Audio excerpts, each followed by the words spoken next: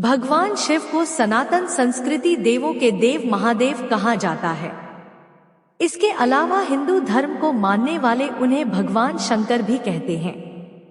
उनके महेश, रुद्र, गंगाधर, भोलेनाथ, गिरीश जैसे कई नाम हैं। तंत्र साधना करने वाले भगवान शंकर को भैरव भी कहते हैं। भगवान शंकर को सौम्य और रौद्र दोनों रूपों में पूजा जाता है। भगवान शिव को त्रिदेवों में संहार का देवता माना जाता है। वैसे तो भगवान शिव को हमेशा कल्याणकारी माना जाता है, लेकिन वे लय और प्रलय दोनों को अपने अधीन रखते हैं। भगवान शिव सुर और असुर दोनों को समान दृष्टि से देखते हैं। इसलिए कथाकहानियों में कई राक्षसों के उनकी कठिन तपस्या करने की जानकारियां मिलती हैं। भगवान शिव के कई अनन्य भक्तों में एक लंकाधिपति रावण भी हुए। कई राक्षसों ने उन्हें अपने तप से प्रसन्न कर मनचाहा वरदान पाया। सवाल ये उठता है कि भगवान शिव के भक्तों की कई कहानियां सुनी सुनाई जाती हैं, लेकिन उनके पहले शिष्य की जानकारी बहुत कम उपलब्ध होती है। जानते हैं कि भगवान शंकर के पहले भक्त कौन थे? भगवान शिव के पहले शिष्य कौन थे? भगवान शिव के पहले शिष्यों की जानकारी पुराणों में मिलती है। पुराणों के मुताबिक भगवान शिव के सबसे पहले शिष्यों में सप्तऋषियों की गिनती होती है। मान्यता है कि सप्तऋषियों ने भगवान शिव के ज्ञान का प्रचार धरती पर किया था। इसी की वजह से विभिन्न धर्म और संस्कृतियों की उत्पत्ति हुई। ये भी माना जाता है कि भगवान शिव ने ही गुरु शिष्य परंपरा की शुरुआत की थी। शिव के सबसे पहले शिष्यों में बृहस्पति, विशालाक्ष, शुक्र, महेंद्र, प्राचेतस मनु, सहस्राक्ष और भारद्वाज शामिल थे। भगवान शिव की उत्पत्ति कैसे हुई? क्या शिव और शंकर एक हैं? भगवान शिव की कितनी पत्नियां थी? भगवान शिव के पहले शिष्य कौन थे? सप्तऋषि किसके शिष्य थे? भगवान शंकर। सावन व्रत, माता पार्वती, माता सती, महाकाली, देवी उमा, धर्म। भगवान शंकर किसका ध्यान करते हैं? देवों के देव महादेव के आराध्य कौन है? क्या एक है भगवान शिव और शंकर?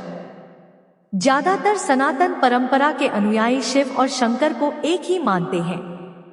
हालांकि शिव पुराण में जिक्र किया गया है कि सबसे पहले एक प्रकाश पुंज की उत्पत्ति हुई। इस प्रकाश पुंज से ब्रह्मा और विष्णु की उत्पत्ति हुई।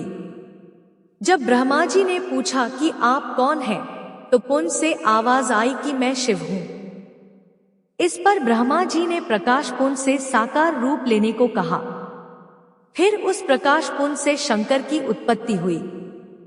इस आधार पर कहा जा सकता है कि शिव और शंकर एक ही शक्ति के अंश हैं, लेकिन दोनों अलग हैं। दोनों फर्क इतना है कि शिव प्रकाश पुंज स्वरूप हैं और अब हम उनकी शिवलिंग के रूप में पूजी करते हैं, जबकि शंकर सशरीर देव स्वरूप हैं। किसका ध्यान करते हैं? भगवान शंकर।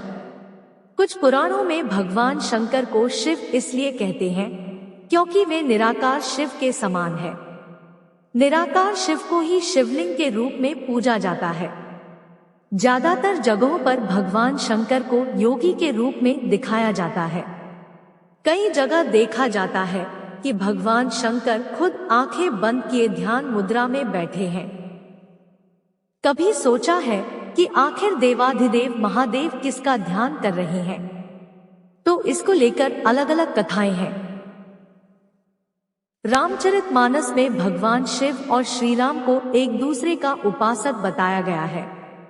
शिव पुराण में खुद भगवान शिव माता पार्वती को बताते हैं कि वह श्री राम का ध्यान करते हैं। वहीं कुछ पुराणों में बताया जाता है कि भगवान शंकर शिव का ध्यान करते रहते हैं। कुछ जगहों पर भगवान शंकर को शिवलिंग का ध्यान करते हुए भी चित्रित किया गया है। इससे भी साफ होता है कि शिव और शंकर दो अलग सत्ताएं हैं। भगवान शिव की उत्पत्ति कैसे हुई?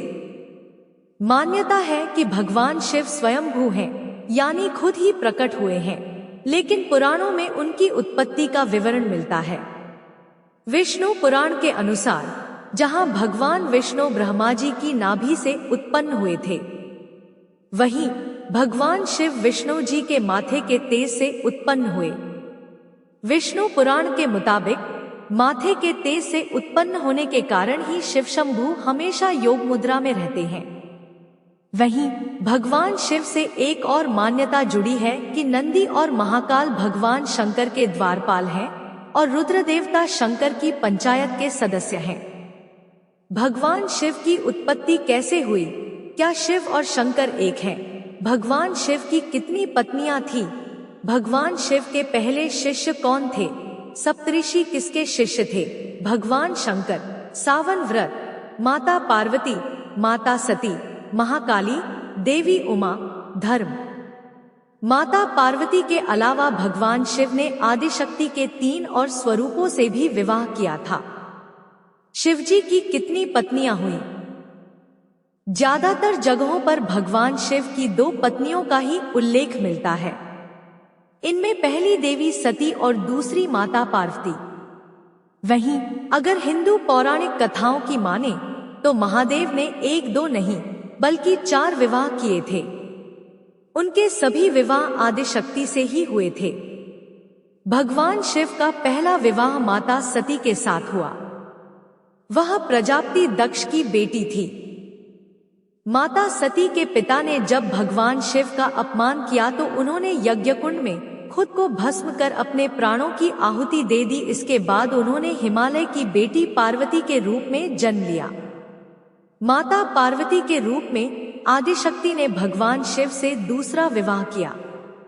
धर्म ग्रंथों में भगवान शिव की तीसरी पत्नी देवी उमा को बताया जाता है। वहीं उनकी चौथी पत्नी मां महाकाली को बताया गया है।